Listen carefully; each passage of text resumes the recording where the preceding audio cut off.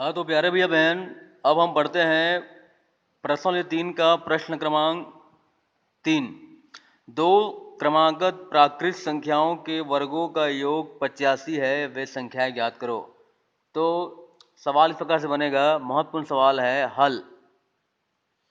हम जानते हैं कि प्राकृत संख्या कहते हैं जिसमें 1, 2, 3 अनंत तक संख्या आती है, मतलब जिसमें सिर्फ धनात्मक संख्या आती है। ठीक है, तो हल माना कि दो क्रमागत प्राकृत संख्याएं x व x+1 है। ठीक है, हमने माना कि दो क्रमागत प्राकृत संख्याएं x व x+1 है। ठीक है, तो प्रश्नानुसार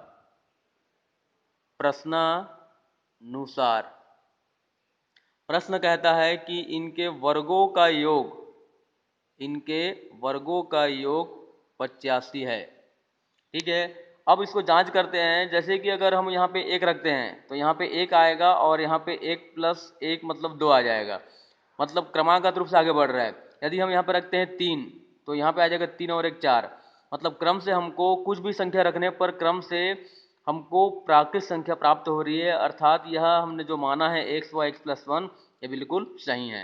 अब देखते हैं, इसको वर्ग करते हैं तो ये हो जाएगा x का वर्ग धन a का वर्ग 2ab धन b का वर्ग। इस सूत्र से इसको हमने विस्तार किए हैं, इसका वर्ग इस प्रकार से होगा। ठीक है, ये जुड़ के 2 हो जाएगा, 2x का वर्ग, दोनों जुड़ के 2x का वर्ग हो जाएगा, और ये हो जाएगा 2x, और यहाँ पे 1 का वर्ग 1 होता है, 1 आएगा, और ये 85 इधर आके ऋण हो जाएगा, और 85 में 1 घटेगा तो ये हो जाएगा 2x का वर्ग धन 2x, ये उसमें घट के हो जाएगा 84।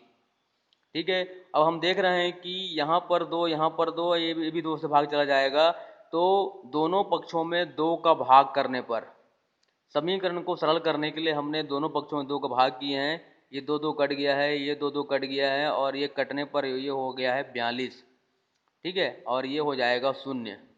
तो हमको प्राप्त होगा x का वर्ग धन x ऋण 42 बराबर 0। क्योंकि किसी भी संख्या को मतलब कि 0 से किसी चीज़ को गुना करो या भाग करो, उसका मान 0 होता है, इसलिए इसका मान 0 हो जाएगा। अब हम इसको तोड़ते हैं, इसको तोड़ेंगे तो ये हो जाएगा x का वर्ग धन 7x ऋण 6x ऋण 42। अब यहाँ देखने वाली बात यह है कि हमने x को तोड़ा है, 7x ऋण 6x में तोड़ा है। तो अगर हम गुना करते हैं 7 और 6 का, तो 7 6 का होता है 42, तो 42 इस 42 से भाग चला जाएगा, और यहाँ पर 1 है, कुछ नहीं मतलब 1 है तो 1 से भाग चला जाएगा, तो ये गुना ठीक है। अगर हम जोड़ते हैं तो यहाँ पे आता है x। ठीक है, अगर हम इसको जोड़ेंगे तो यहाँ पे आ जाएगा 1, मतलब यहाँ पे 1 बच रहा है, तो ये तोड़ना बिल्कुल उचित है। ठीक है, अब हम जोड़ी बनाते हैं। अब यहाँ से निकल जाएगा x, ये हो जाएगा x धन 7, यहाँ निकल जाएगा ऋण 6, तो यहाँ हो जाएगा x धन 7।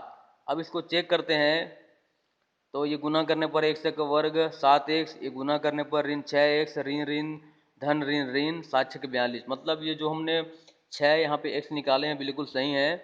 एक बार कुछ भी अंक निकालते हैं तो चेक करना चाहिए गुना करके वापस कि जो संख्या है वो हमको प्राप्त हो रहा है कि नहीं हो रहा है।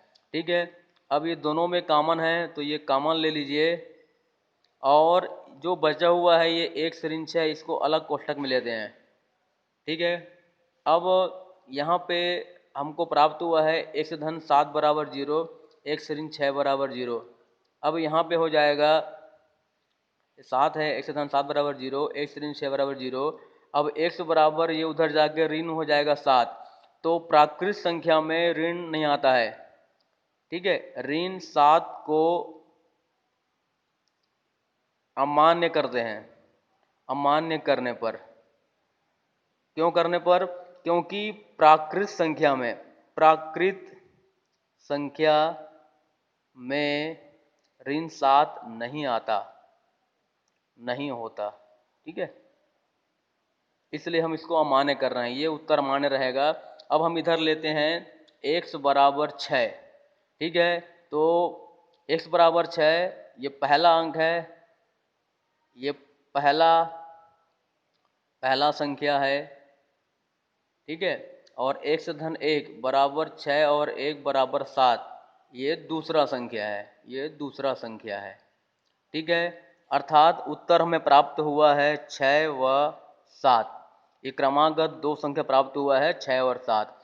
तो इसी प्रकार से प्रश्न चौथा बनेगा, उसको बनाइए आप लोग और बनाकर हमको दिखाइए।